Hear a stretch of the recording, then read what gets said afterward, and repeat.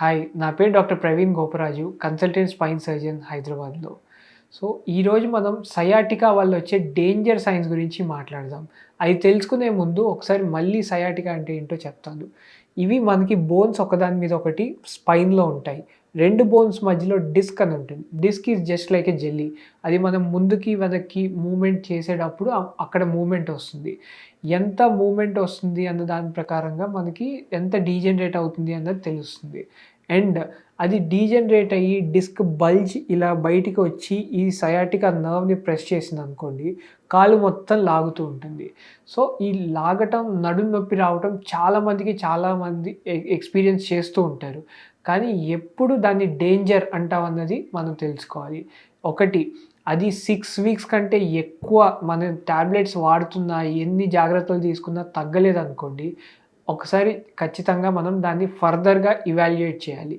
రెండోది, తిమ్మిర్లన్నవి భరించలేనంత నొప్పి, తిమ్మిరి, మొద్దుబారినట్లుందనుకోండి, అప్పుడు డెఫినెట్‌లీ మనం దాన్ని ఫర్దర్‌గా ఇవాల్యుయేట్ చేయాలి.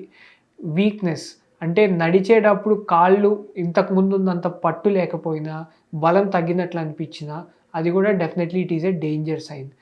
కాళ్ళతో పాటు మనకి యూరిన్ మోషన్ అన్నది ఎఫెక్ట్ అయిందనుకోండి, ఆ యూరిన్ కానీ, మోషన్ కానీ కంట్రోల్ లేకపోతే డెఫినెట్‌లీ మనం దీన్ని ఫర్దర్‌గా ఇవాల్యుయేట్ చేయాలి. ఇలాంటి ఏ ప్రాబ్లమ్ ఉన్నా ఫస్ట్ మీరు ఇమ్మీడియేట్‌గా స్పైన్ సర్జన్‌ని కన్సల్ట్ చేయండి.